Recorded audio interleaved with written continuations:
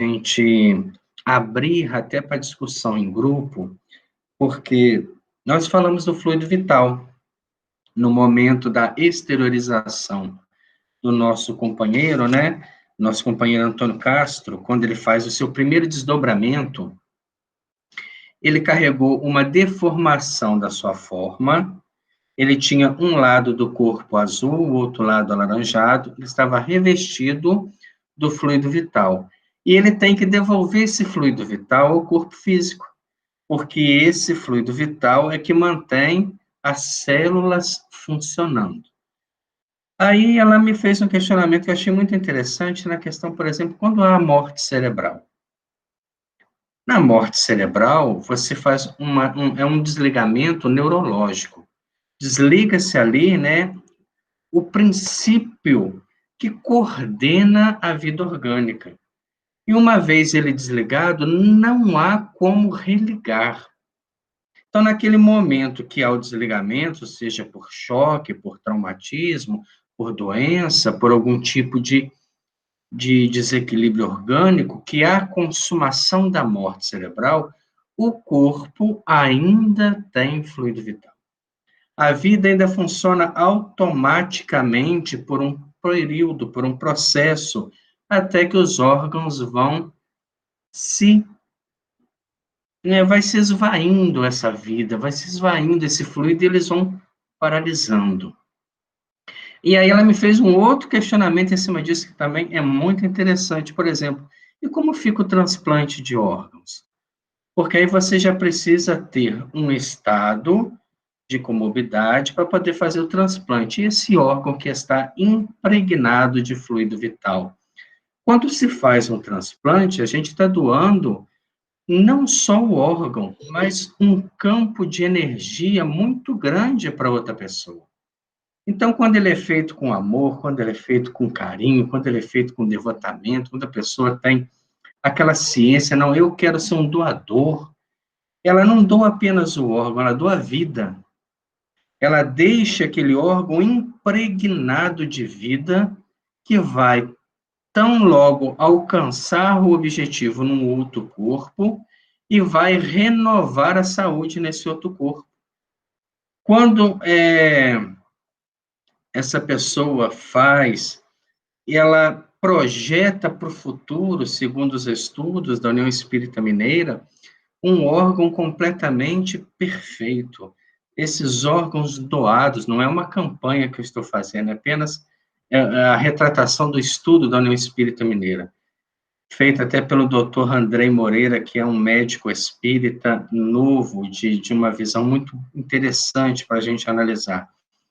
E ele fala que a gente leva no perispírito esse órgão tão equilibrado porque foi renunciado àquilo que você tinha de direito da sua Constituição e você deixa ele como uma herança de vida para outra pessoa. Isso é muito válido. Nós carregamos esse órgão iluminado no perispírito. Aí alguém pode falar assim, mas Chico Xavier decretou que não doaria nenhum órgão. Mas é claro, gente, imagina a vaidade de alguém que recebesse um órgão de Chico Xavier. Eu tenho as córneas do Chico, eu tenho os rins do Chico, eu tenho, até porque já morreu com idade muito avançada, num desgaste mecânico muito grande, de uma vida de muito trabalho. Então, não é a questão de fazer ou não fazer. O foco nosso é o fluido vital. Esse órgão que está sendo transplantado, ele está envolvido de fluido vital. Se ele não tiver fluido vital, ele está morto. Lembra que ele fala aqui, é esse fluido vital que mantém a colmeia celular viva, que mantém ela ativa, mesmo sem o comando do espírito. É por um período de tempo autônomo que ele vai ter, até que isso... É a mesma coisa que você vai lá na sua horta agora e colhe lá uma planta, uma flor. Ela está viva. Ela não tem mais como se nutrir. Você cortou o caule, mas ela está viva. Aí você coloca ela num copo com água e açúcar. Ela sobrevive um tempo. Você está sustentando nela fluido vital. À medida que esse fluido vital vai evaporando, essa flor vai murchando e ela se decompõe porque não tem mais ali a essência que comanda a vida celular. Assim somos os órgãos, porque somos heranças das ancestralidades dos reinos inferiores. Então, foi uma questão muito interessante que a Ângela trouxe aí, né? Um pouquinho antes do estudo, a gente já começou esse bate-papo, até para a gente fazer uma introdução para darmos sequência ao nosso estudo. Nós estamos estudando um capítulo interessante, e hoje, já até adiantando o próximo, realmente é muito bom a sequência didática desta obra, para a gente tentar adaptar, claro, as nossas atividades mediúnicas, já que é uma obra referência na visão dos espíritos. E nós paramos na semana passada observando o vestuário do espírito fora do corpo. Vamos voltar só um pouquinho na página 99. André Luiz faz uma observação. Quando o médium agora estava fora do corpo físico, na sua dimensão normal, no desdobramento certo, ele observa que o médium não estava vestido como corpo físico. O corpo físico, ele tinha um costume azul e cinza. E o espírito fora do corpo tinha um roupão esbranquiçado, inteiriço, que descia dos ombros até o solo, que ocultava os pés e dentro do qual se movia deslizante. Então, ele não tinha, não observava ele andar. É como se fosse mesmo um fantasma. É o rosto definido, aquele roupão esbranquiçado, que descia até o solo, por onde ele deslizava. E Aulus, percebendo a observação de André Luiz, disse: nosso irmão, com a ajuda de Clementino, espírito, está usando as forças ectoplásmicas que lhe são próprias, acrescidas do recurso, com os recursos de cooperação do ambiente. Então, primeiro, ele, Antônio Castro, ele consegue projetar mentalmente aquela realidade acrescido dos recursos de todos os médiuns.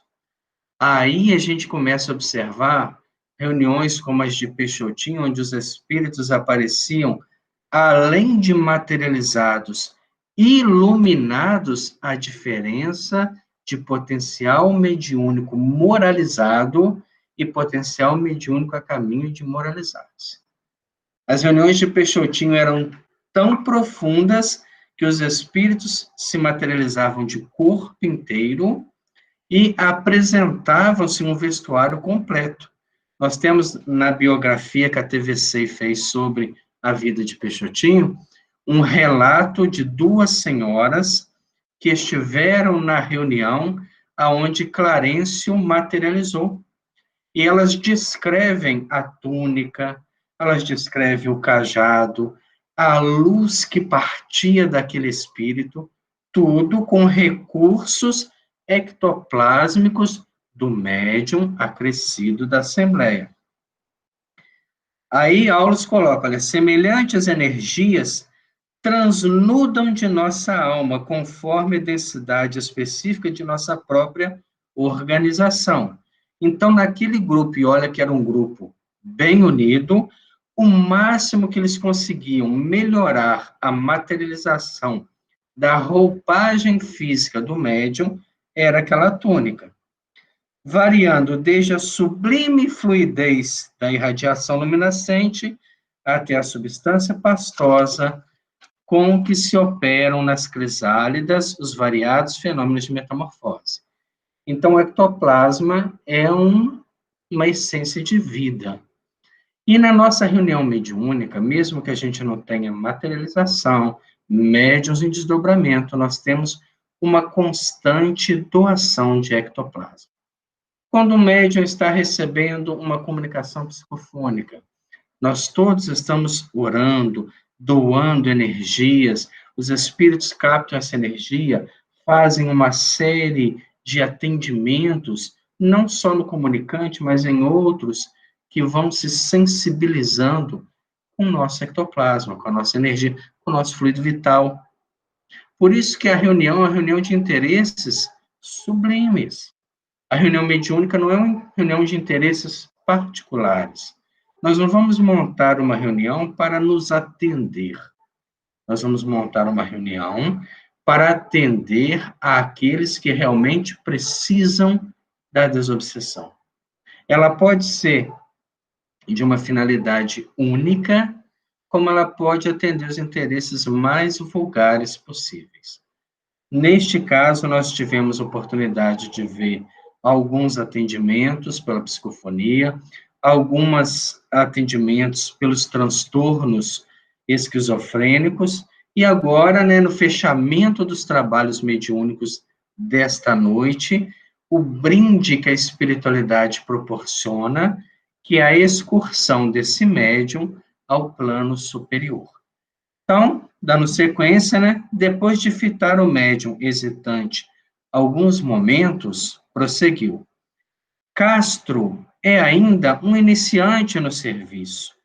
À medida que entesoure experiência, manejará possibilidades mentais avançadas, assumindo o aspecto que deseje, considerando que o perispírito é constituído de elementos maleáveis, obedecendo ao comando do pensamento, seja nascido de nossa própria imaginação ou da imaginação de inteligências mais vigorosas que a nossa, mormente quando a nossa vontade se rende, irrefletida, à dominação de espíritos tirânicos ou viciosos, encastelados na sombra. Então, o que Aulus fala para nós? Fora do corpo físico, à medida que se entesoura experiências e desenvolva possibilidades mentais avançadas, você pode aparecer da forma que quiser. O perispírito, ele é plástico, ele é maleável. Se ele não fosse, a gente não teria uma regressão para a encarnação. Nós estamos num tamanho, temos que regredir tamanho de órgãos, para se adaptar a um corpo que está em formação. Aí ele ainda coloca para nós, obedecendo ao comando do pensamento. Então, nós desencarnamos com 95 anos. Estamos lá velho, encarquilhado, limitado, capengano, sem dente, sem cabelo, com óculos de 50 graus. Mas chegando no mundo espiritual, a gente pode fazer o quê? Uma regressão de tempo.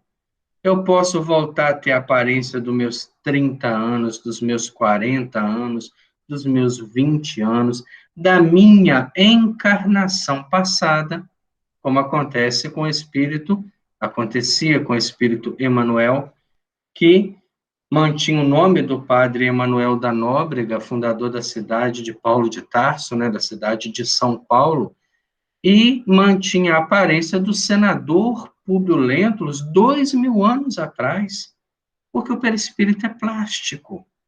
Ele cede ao comando da mente.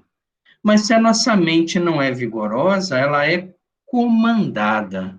Se a minha mente não comanda a minha vida, ela permite que outras comandem ela. É o processo da obsessão. E aí ele coloca aqui para nós, no final desse bate-papo, né? Da nossa própria imaginação, ou da imaginação de inteligências mais vigorosas que a nossa.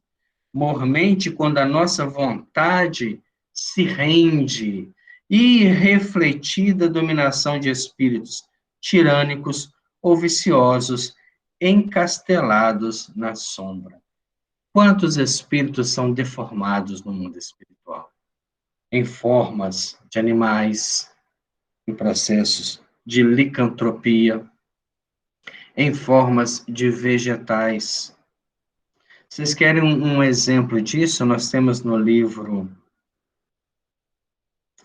vamos ver aqui, não é o Diálogo com as Sombras, não. Loucura e Obsessão. A dominação telepática que um espírito sofre no mundo espiritual inferior, loucura e obsessão. Manuel Filomeno de Miranda.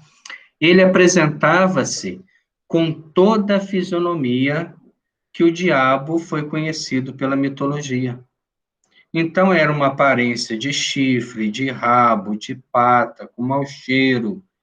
E quando os espíritos vão fazer a desobsessão dessa visão, né, horrenda, sem se perturbar, os espíritos falam, não, seu nome era José Manuel, isso aí não é você, não é a sua realidade. E aquela ideoplastia começa a derreter. E sai dali de dentro um homem sofrido, escravo de inteligências que dominavam a sua mente pelo ódio que ele ainda alimentava. Então, nós podemos passar por isso? Claro que sim. Quantos espíritos que estão nos umbrais e que estão metamorfoseados em formas inferiores, em ovoides, quantas vezes lemos sobre isso, os ovoides que são ligados às mentes para sugar fluido vital, energia de vida, espíritos que vão se regredindo, que vão se entregando irrefletidos a propostas hipnóticas de espíritos das sombras e regridem a um ponto que somente a reencarnação pode novamente devolver a forma humana. Então é algo muito profundo que ele está falando para nós e que parte da nossa mente, do nosso pensamento. Quando nós estamos desdobrando pelo sono, nós estamos à mercê desse mundo. Por isso que Einstein já dizia lá atrás, né, nós vivemos num mundo de pensamentos, de energia, de vibrações, e o corpo físico, ele é mais resistente, extremamente mais resistente que o corpo perispiritual.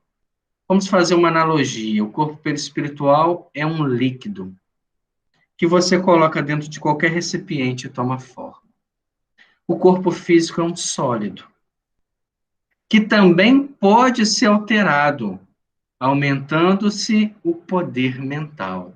É aí que as pessoas conseguem a autocura, que melhoram a própria imagem, que controlam o sentimento da dor, através do quê? Do controle da própria mente.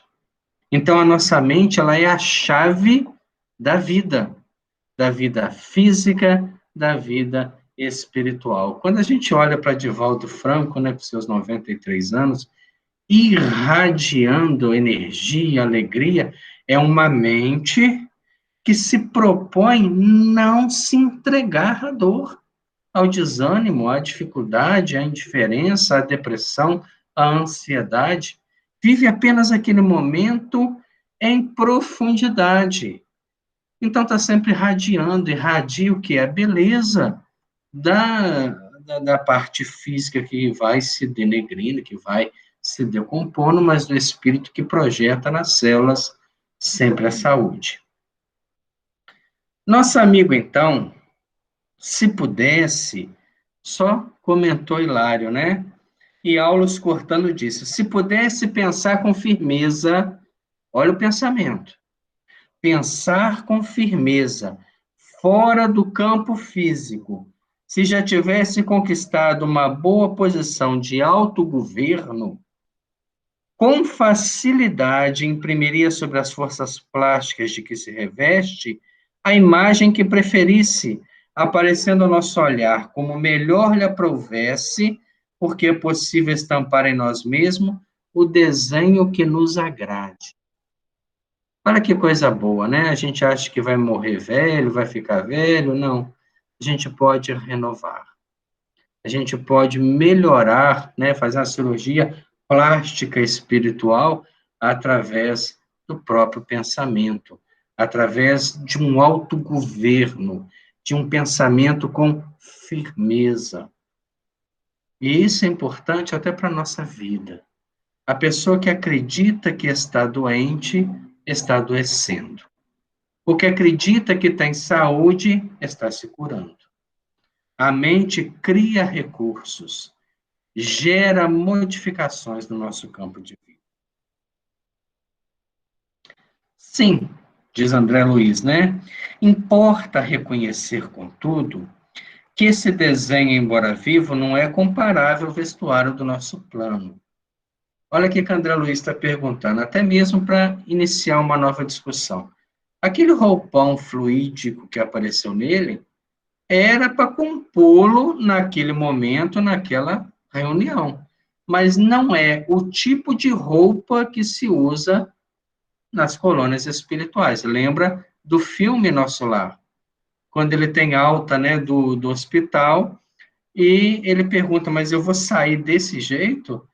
E Lísias fala, não, eu vou te ensinar a plasmar uma roupa. E como é que se plasma? Pensando. Pensamento de autogoverno, modificação perispiritual. E aí toma-se uma nova forma, toma-se um novo ritmo de vida.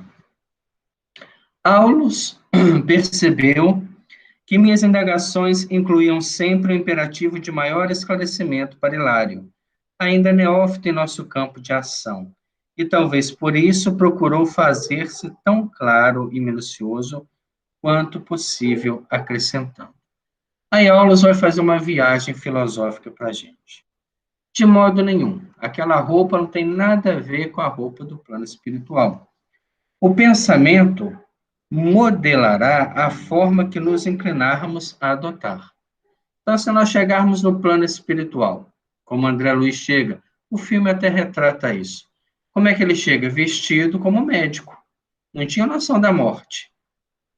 Ele tinha noção que ele era um médico, então ele chega ainda vestido como médico.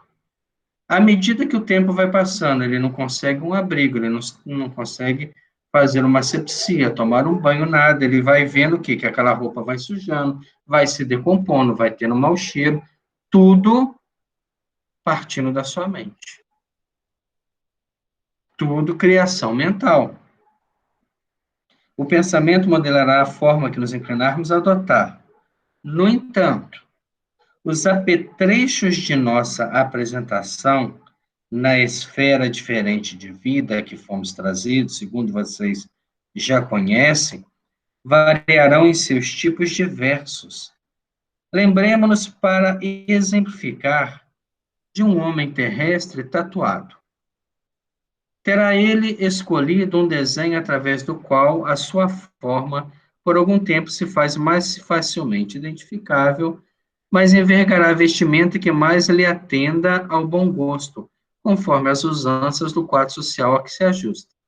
Imaginemos uma pessoa que tem uma tatuagem no braço, uma tatuagem bonita, mas aí ela vai numa festa, num casamento, num lugar que requer um traje a rigor, e ela tem que vestir-se de acordo com aquela festa. Então, essa tatuagem fica escondida. Apesar de fazer parte daquilo que ela apresenta para aquele momento, para aquela comemoração, para aquele evento, ela não tem nenhuma finalidade, ela vai ficar praticamente esquecida. E sorrindo, acrescentou: pela concentração mental, qualquer espírito se evidenciará na expressão que deseje. Todavia, empregando nossa imaginação criadora, podemos e devemos mobilizar os recursos ao nosso alcance, aprimorando concepções artísticas no campo de nossas relações uns com os outros. Então, isso aqui, o que a aula está trazendo para nós? É uma norma de conduta do mundo espiritual. Apesar do pensamento poder plasmar o que quiser, existe uma norma de respeito e de convivência, ele ainda coloca para nós. Podemos e devemos mobilizar os recursos ao nosso alcance, aprimorando concepções artísticas no campo de nossas relações uns para com os outros. Então, não é somente porque chegando lá eu posso aparecer da forma que quiser, que eu vou ter toda uma liberdade de me materializar como uma anomalia. A gente vai ter o quê? Comportamentos de acordo com a realidade social a que estamos vivendo. A arte, tanto quanto a ciência entre nós, é muito mais rica que no círculo dos encarnados. E por ela, a educação se processa mais eficiente no que tange a beleza e a cultura. Olha como é que começa a chamar nossa atenção. Olha, gente, no mundo espiritual nós temos uma arte mais depurada, uma beleza muito mais rica. Então, não é essa ideia de, já que eu posso, eu vou aparecer da forma que quiser. Não há normas de sociedade. Assim como não podemos conceber uma sociedade terrestre digna e enobrecida, tão somente composta por homens e mulheres em nudismo absoluto, embora com maravilhosos primores da tatuagem, é preciso considerar que os indivíduos de nossa comunidade, não obstante dispondo de um veículo prodigiosamente esculpido pelas forças mentais, não menoscabam as excelências do vestuário, por intermédio dos quais selecionamos emoções e maneiras distintas. Então, independente, fala assim, mas se eu fosse assim, eu ia ser mais bonito, então não. Há uma conduta, há um tema, há um contexto social. Não há uma bagunça, nós estamos caminhando para um mundo mais elevado, então tudo vai elevar, a beleza vai elevar, o vestuário vai ser mais bonito, as concepções artísticas vão caminhar no outro rumo, tudo tende a se depurar e não caminhar para trás. O que difere do mundo espiritual inferior. Por que no mundo espiritual inferior, por exemplo, nós temos toda uma cultura, né, no sofrimento, na perseguição, aí você vê as visões que a gente tem, até mesmo dos filmes que retratam do umbral, as vestes todas sujas, todas rasgadas, porque a mente não consegue conceber beleza, não consegue conceber um mundo melhor. Eles estão naquele pensamento mitológico do inferno. E no inferno há o quê? O sofrimento eterno. A falta de qualquer tábua de salvamento. Então, eles estão presos a uma realidade que aquela realidade vai só piorando, vai só caminhando para algo pior. Por isso que nós vamos ver beleza depois nos planos superiores. E vamos acompanhar o relato do médium que passa por essas faixas. Não podemos esquecer, conclui Aulus, que o progresso é trabalho educativo.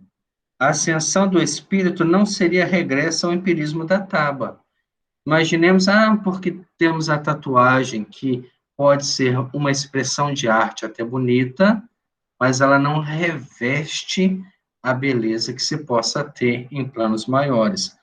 Voltarmos ao nudismo, como ele coloca aqui, né, numa sociedade digna, é voltar ao comportamento das primeiras encarnações indígenas. Já não cabe mais ao nosso progresso. Aulus silenciou. O médium, mais à vontade fora do corpo denso, recebia as instruções de Clementino, que lhe administrava paternal. Então, vamos começar a analisar agora, que agora a gente está no campo mediúnico do processo. Antônio Castro está fora do corpo físico, acabou as observações em torno dele.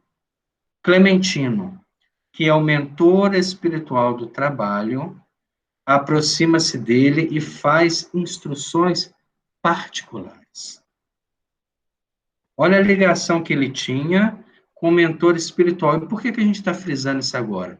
Porque no próximo capítulo, nós vamos ver que nem isso foi um diferencial para ele. Clementino aproxima-se dele e administrou, né, instruções paternais. 2 guardas abeiraram-se dele e lhe aplicaram à cabeça um capacete em forma de antolhos. Antolhos é igual aquela coisa que a gente põe no cavalo, né, que só pode olhar para frente, para tirar a visão lateral. Nesse caso, nós estamos com um médium iniciante, que vai para um campo de beleza e arte extremamente mais evoluído. Se ele se deslumbra, olha a mente, perde todo o trabalho.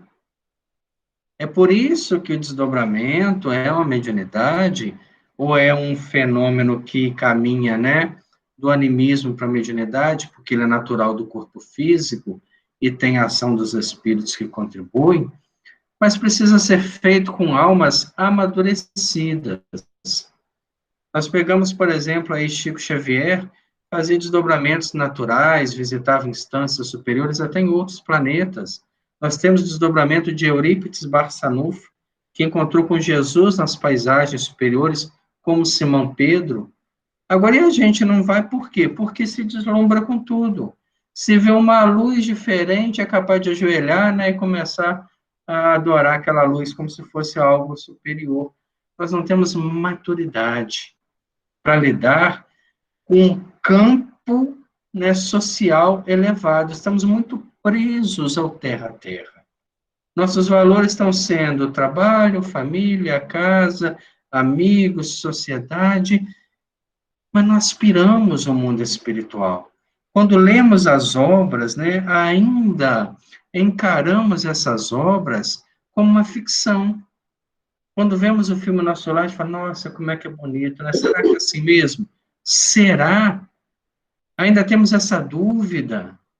Não, nosso lar é aquela realidade, e ali, por mais belo que tentaram fazer, ainda é um esboço muito imperfeito.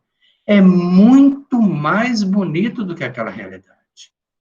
Então, a gente precisa começar a vivenciar, como dizia o codificador, o mundo espiritual pelo pensamento, para quando adentrarmos nele, não cairmos no deslumbramento da vida. Um médium como nosso companheiro Antônio Castro, ele precisa desse capacete para não se deslumbrar demais e perder a finalidade do desdobramento. Para a viagem que fará, disse Aulos, né? Castro não deve dispersar a atenção. Incipiente ainda nesse gênero de tarefa, precisa instrumentação adequada para reduzir a própria capacidade de observação, de modo a interferir o menos possível na tarefa a executar. Se ele começa a observar tudo à sua volta, ele distrai, ele dispersa, ele perde o foco e a sua mente passa a ser um complicador. Eu cheguei a contar nos nossos estudos, né, lá na Casa Espírita mesmo, uma experiência do Divaldo Franco em desdobramento, como que a mente ela é sensível. E é um caso muito parecido com esse, de um frequentador da Mansão do Caminho, que havia desencarnado, e a Joana convidou ele para visitá-lo no mundo espiritual. Havia já passado alguns dias, mas ela disse a ele que precisaria de silêncio. E ele achou aquilo estranho, né? Silêncio, né? Ainda faz uma ironia, eu que quase não falo. Um homem que tem uma facilidade para falar enorme, né? Mas ele guardou aquele silêncio meio que engasgado. E à noite ele deitou, ela fez os passes longitudinais, desdobrou lúcido, levou ele a uma instância espiritual. E quando ele adentrou naquele hospital, naquele campo de recuperação, e ele observa o amigo que estava despertando, ele tem aquele ímpeto natural do sentimento e o espírito despertando sente aquela energia, chega a quase convulsionar. E aí que a Joana fala, é esse o silêncio, de segurar esses ímpetos para que o desdobramento não perca a sua finalidade. A vida vai se sutilizando. E a gente precisa, aos poucos, acostumar a meditação, a boa leitura antes do sono, um programa de elevação, uma boa música, uma peça que eleve a alma, nos faculta o que essa leveza de sentimento para nos adaptarmos melhor ao desdobramento, para que a gente não fique cheio de impressões fora do corpo físico e tão logo a gente retorne, não consiga identificar e acaba transformando numa série de impressões que não são naturais. Então é algo interessante que ele deixa para nós. Vimos o rapaz, continua narrando André Luiz, plenamente desdobrado, alçar-se ao espaço, de mãos dadas com ambos os vigilantes. Outro ponto para a gente também, né, conversar. Sozinho, ele não tinha condições de fazer essa viagem. Por mais que ele estivesse desdobrado espiritualmente, ele ainda era um aluno dessa experiência. Então, ali, quando ele dá os braços aos dois companheiros, eles fazem um voo para fora da casa espírita. Eles transportam a alvenaria, eles continuam rumando, porque ele é colocado dentro do campo mental desses auxiliares espíritos preparados para essa tarefa e conseguem levá-lo. Então, a gente, para poder fazer essas excursões espirituais, estando ainda encarnados, nós dependemos da ação dos espíritos. O trio volitou em sentido oblíquo sob a nossa confiante expectação. Desde esse momento, demonstrando manter segura comunicação com o veículo carnal, ouvimos-lo dizer através da boca física. Observemos agora. Castro vai narrar instante por instante da sua viagem. Ele começa dizendo: seguimos por um trilho estreito e escuro. Está nas primeiras metragens da atmosfera terrestre. E qual que é a visão que ele tem mesmo com aquele capacete que lhe reduz a percepção? Ele vê apenas um trilho estreito e escuro. Qual a sensação que ele tem? Ele retrata: tenho medo, muito medo. Lembra-me do livro Voltei, a história do irmão Jacó. Quando ele começa a sua excursão pelo mundo espiritual, depois de ter passado pela praia, pelo oceano e recomposto a parte energética, ele passava por uma região das trevas. E ele escutava diversas vozes gritando o seu nome. Naquele momento ele teve medo. E os espíritos que o amparavam disseram: não lhes deem atenção. Porque se você colocar sua mente na vibração deles, você ficará por aqui. Então, quando o Castro, fora do corpo físico, adentra esse trilho estreito e escuro, a primeira sensação que ele tem, de medo. E às vezes a gente fala assim, mas por que a gente está passando tão lentamente, né? O caminho da desencarnação é o mesmo. É o mesmo, nós vamos poder estar amparados pelos espíritos, mas nós vamos ascender a uma atmosfera superior. E para chegar lá em cima não tem um elevador, né? A gente vai apertar o botãozinho aqui e entrar aí direto. Nós vamos vencer essas camadas sem ficar presos nela, porque não teremos afinidade com elas. Tarcísio, é a famosa ponte, né, do livro Voltei, né? Se a gente consegue passar na ponte... É justamente essa ponte aí, né, que balança bastante, né, que a nossa consciência puxa para um lado, puxa para o outro, e naquele momento a gente fala assim, meu Deus, será que eu temo o olhar de alguém? Eu fiz todo o bem que estava ao meu alcance? E alguém pode falar assim, mas isso daí eu vou deixar para pensar quando eu estiver quase na hora. Quem sabe quando é quase a hora, né? Às vezes a hora é hoje, é amanhã, é essa noite. Então, quando eu estava lendo isso aqui, me lembrou muito a experiência do irmão Jacó no livro Voltei. Porque naquele momento ali, ele pesou a sua vida. Ele foi um homem de grandes iniciativas, foi um dos homens mais ricos do Brasil. E ele chegou a dividir a sua fortuna em 3 partes. Uma ele ajudou a família, a outra ele construiu toda uma estrutura da FEB, e a outra ele doou para Chico Xavier, para as obras de Chico Xavier.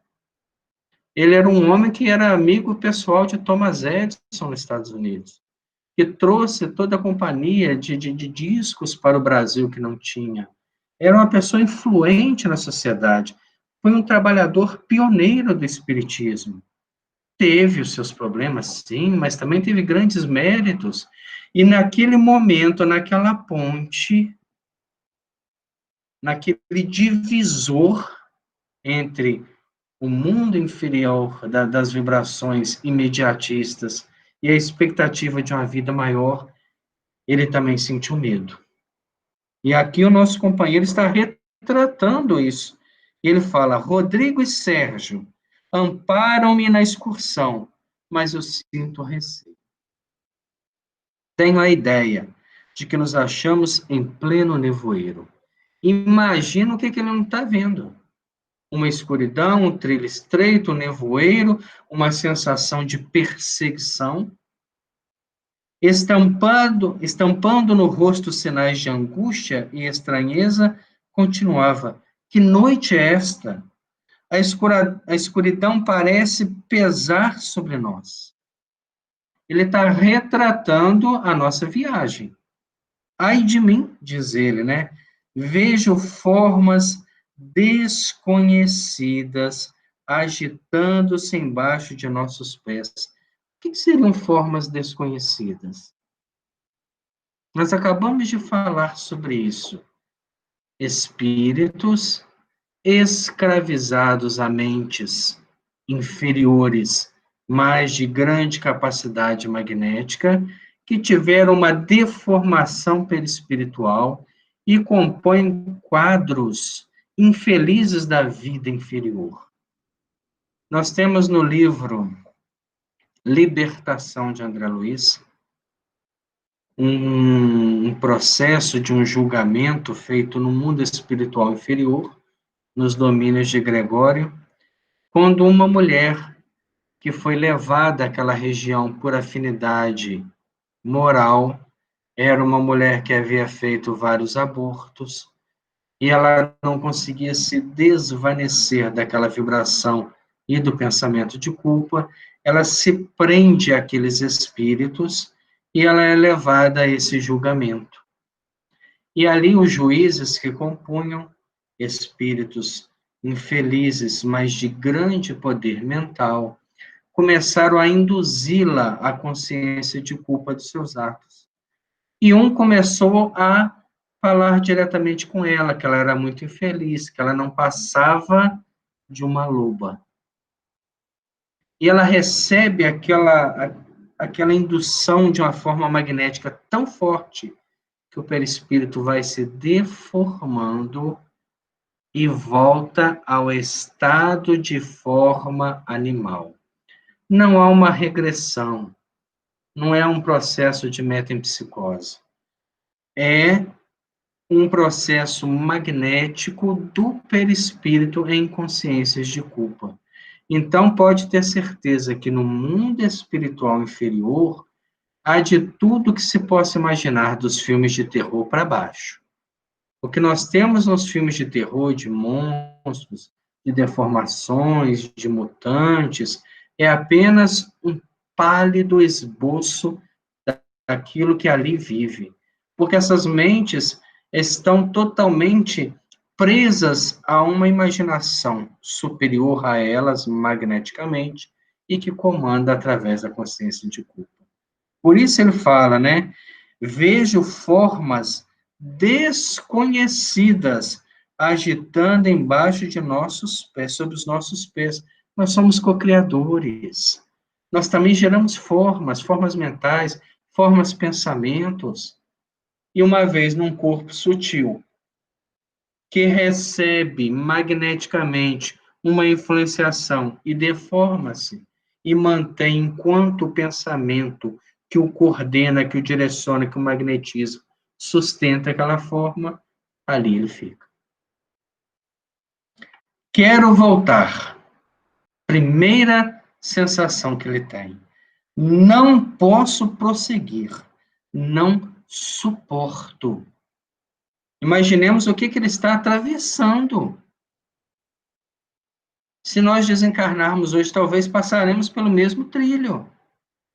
E a gente tem que ter a mente voltada para quê? Isso daí existe, é real, mas é temporário. Daqui a pouco isso daí acaba. As criações mentais inferiores, elas se dão em torno da Terra porque a maioria dos espíritos que estão na Terra sustentam essas criações com seu próprio pensamento, seu próprio ectoplasma, seu próprio fluido vital.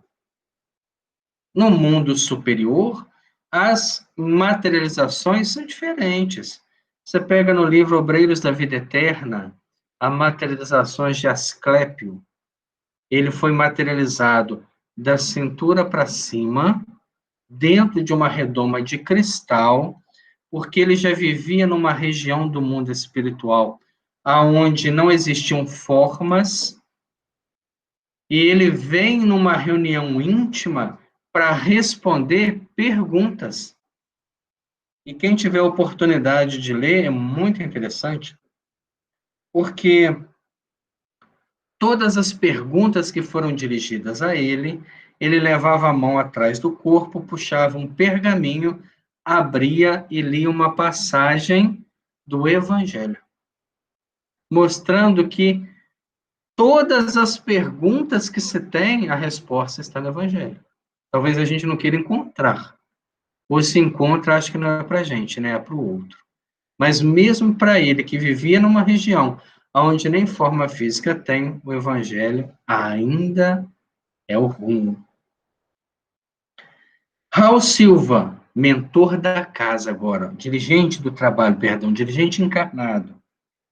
Sob inspiração do mentor da casa, elevou o padrão do conjunto numa prece fervorosa em que rogava ao alto forças multiplicadas para o irmão em serviço. Porque nessa hora, o que começa a acontecer? Gera um misto de curiosidade. Ele está vendo isso desdobrado do corpo físico e narrando, como se estivesse transmitindo através de um rádio. Aí todo mundo está ali e começa a imaginar, nossa, o que será que ele está vendo, hein? O que será essas formas? Será que é coisa muito feia? Será que não é? O pensamento começa a cair a vibração. Aí ele põe todo mundo orando, e a oração do grupo acompanhando na excursão e transmitida a ele de imediato, constitui-lhe abençoado tônico espiritual. Olha o que é a oração. É um banho de energia, de coragem, de fortalecimento para as horas difíceis. Isso vale muito para a gente que vai a velório, né? Tem gente que adora ir em velório, gosta de chegar lá e às vezes não sabe o que faz lá. Ali é um lugar para oração, porque às vezes o nosso companheiro, o nosso conhecido, o nosso parente que está desencarnando, está passando por momentos difíceis, de desligamento, de uma viagem como essa, de medo, e ele precisa, nesse momento, de revigorar, de sentir que não está esquecido, porque à primeira vista o que se tem ali é desespero. Passa, né, na nossa realidade aqui social, anunciando a morte, todo mundo corre para ouvir quem é, se é conhecido, mas poucas pessoas correm para orar, para pedir a Deus por aquele que está partindo, para que ele tenha coragem, igual fizeram aqui com o nosso amigo. Ele não morreu, não, ele está só desdobrado, mas ele precisa de coragem. Então, a oração é transmitida, ao mesmo tempo que ela é feita, ela é transmitida a ele de imediato. E ele diz, assim, meus amigos, qual se o corpo físico lhe fosse um aparelho radiofônico para comunicação à distância? A prece de vocês atua sobre mim como se fosse um chuveiro de luz. Agradeço-lhes o benefício, estou reconfortado, avançarei. Olha só a metáfora que ele usa, chuveiro de luz. Ele, naquele momento, onde o seu medo, a sua insegurança, a sua falta de fé, de conhecimento, porque ele era inexperiente, coloca em risco o trabalho, a prece sincera, direta, faz com que ele se renove totalmente. E aí a gente tem agora um instrumento conosco que pode beneficiar muitas pessoas. Porque se nós estamos distantes dos trabalhos devido à realidade social que estamos vivendo, o sofrimento não está distante. As pessoas continuam sofrendo, continuam padecendo da obsessão, continuam padecendo de todos os caminhos, né, que escolheram e as consequências que deles derivam. Mas nós podemos amenizar tudo isso através da prece. Podemos direcionar esse chuveiro de luz para a vida de alguém que está nas trevas. E naquele momento, ao invés de fraquejar, ela toma uma boa resolução e um novo caminho. Por isso que na leitura Fidelidade a Deus, do livro Boa Nova, Jesus vai a esse extremo dizendo: quando as tuas mãos não funcionarem, tuas pernas não funcionarem, quando seu corpo não tiver mais ânimo e você não conseguir mais se levantar do próprio leito, seja fiel a Deus pelo pensamento, pela prece que a gente pode fazer em benefício daqueles que estão nas trevas. Interpretando os fatos sob a nossa observação, o assistente explicou: raros espíritos encarnados conseguem absoluto domínio de si próprio em romagens de serviço edificante fora do carro de matéria densa. Nós vamos citar aí Ivone do Amaral Pereira, talvez a maior, né, trabalhadora nesse campo do desdobramento. Um espírito amadurecido, que tinha um entendimento profundo sobre a vida, que viveu experiências grandes no livro de Evasão do Invisível e A Luz do Consolador, O Cavaleiro de Números, e vários outros, que ela viveu intensamente essas histórias dentro dos registros acásicos do mundo espiritual, para que depois pudesse psicografar Memórias de um Suicida, que talvez tenha sido uma das obras mais profundas do campo da psicografia que a gente já tenha estudado. Habituados à orientação pelo corpo físico, olha o que ela nos fala, a gente tem que ir passo a passo, nós estamos habituados à orientação pelo corpo físico. Nós deixamos que as nossas sensações comandem a nossa vida. Sono, fome, necessidades fisiológicas.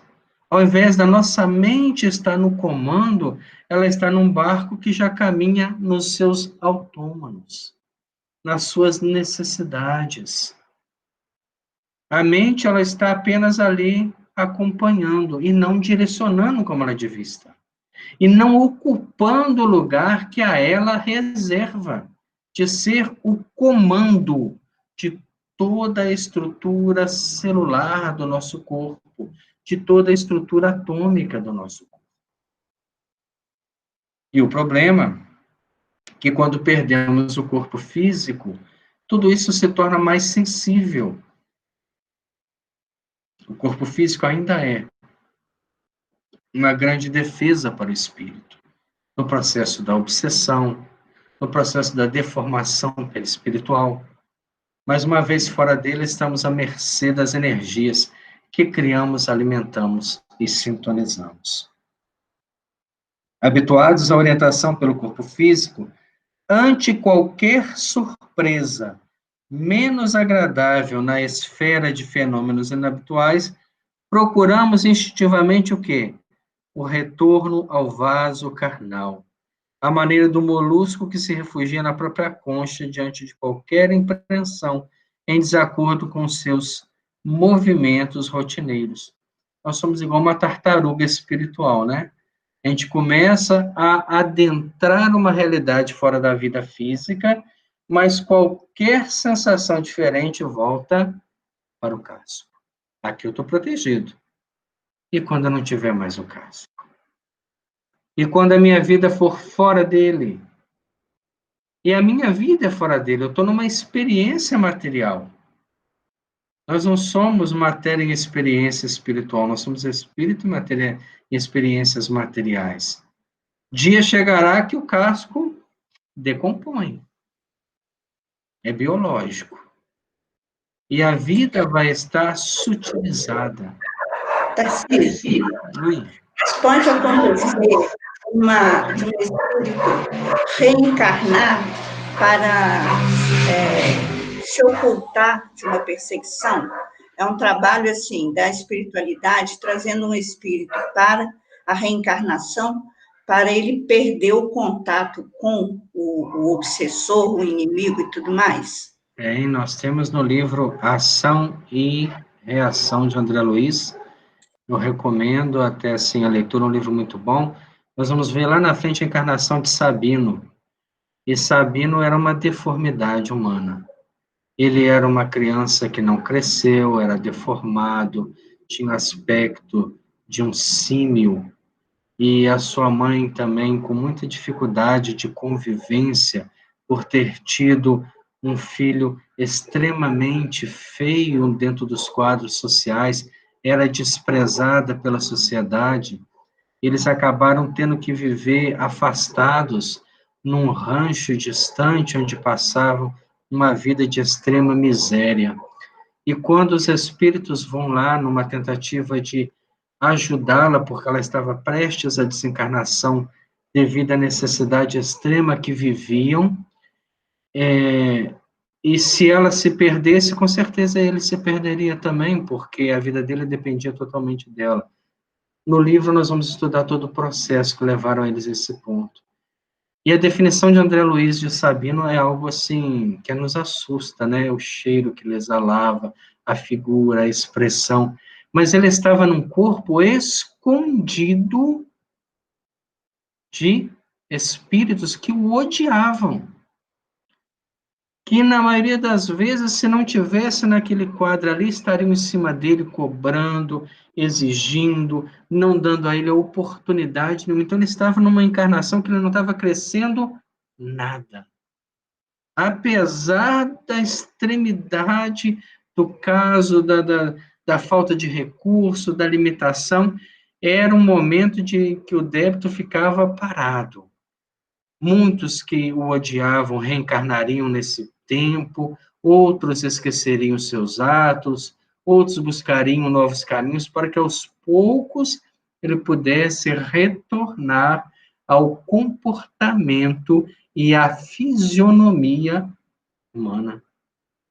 Então, a encarnação é muito mais que a gente pensa. Nós temos, vamos só marcar aqui para a gente encerrar aqui. Hoje nós temos uma passagem também de Chico Xavier, quando ele visitou uma senhora com uma criança que teve uma série de doenças e deformações na formação do feto, e essa criança já nasceu extremamente limitada, cega, surda e muda. Tinha um dos braços também mirrados, tinha extremamente dificuldade de movimentar e com um problema circulatório grande que, aos 4, 5 anos de idade, ele consumiria as 2 pernas, num processo de amputação. Então, ele visitando, porque ele sempre aproximou-se muito desses espíritos em grande sofrimento, porque sabia de tudo isso que nós estamos estudando. E depois de atender e tudo, né, algumas pessoas que procuraram ele, que acompanhavam ele, falaram assim, mas qual que é a utilidade de uma encarnação como essa? Porque você está praticamente mantendo um espírito numa prisão sem muros. E aí, numa visão diferente dessa de esconder dos outros, né? Ele fala, ele esconde do seu próprio passado, porque é um suicida compulsivo. E por diversas vezes vem retirando a sua própria existência. Então, se ele ainda tiver o dom de se locomover por conta própria, aspirará com certeza ao aniquilamento dessa existência. Então, precisa que fique no corpo para valorizar a própria vida. nós não temos dimensão do que é a vida, do que é a reencarnação. Por pior que ela seja, por melhor que ela seja, ela é uma experiência. Nós podemos estar escondidos de obsessores, escondidos do nosso próprio passado, aspirando uma vida melhor, mas o mais importante é que nós temos que começar a nos habituar ao mundo espiritual, não ficar escondido, né, como diz aqui, como um próprio, né, ele faz uma comparação com um molusco, né, imaginemos a gente estar deitado na nossa casa orando, e de repente uma luz se faz no quarto, a gente vai, puxa, aberta, cobre o rosto, porque tem medo da realidade espiritual que nós somos. Ah, mas o espírito que apareceu é feio, porque sintoniza comigo, eu também devo ser feio, moralmente. E aí a própria combinação fluídica, né, a própria sintonia se faz. Então a gente tem que se habituar a um amadurecimento espiritual. E o desafio para a gente parar aqui e pensar até a semana que vem é justamente essa, é ver o mundo material com os olhos do Espírito. Vamos agradecer a Deus.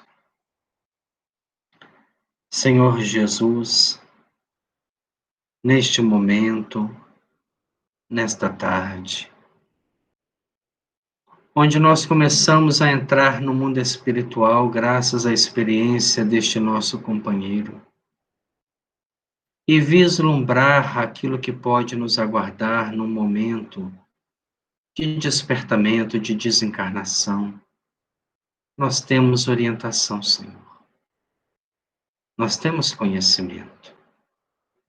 E é importante que saibamos usar. Não permita, Senhor, que a gente se perca nos labirintos inferiores do nosso próprio medo, do nosso deslumbramento. Que saibamos ter os verdadeiros valores espirituais para alcançar a nossa libertação. Permita, Senhor Jesus, que a todos que estão com pensamento ligados a Ti neste momento recebam da espiritualidade o reconforto espiritual. A todos que nos têm procurado, Senhor, que passam por dificuldades com seus filhos, com seus pais, com seus amigos, que tenham também a esperança que o Pai Celestial não desampara ninguém. Abençoe-nos, Senhor, fortaleça-nos para a vida, para as experiências que nos aguardam. Fique conosco hoje, agora e sempre. Que assim seja, graças a Deus.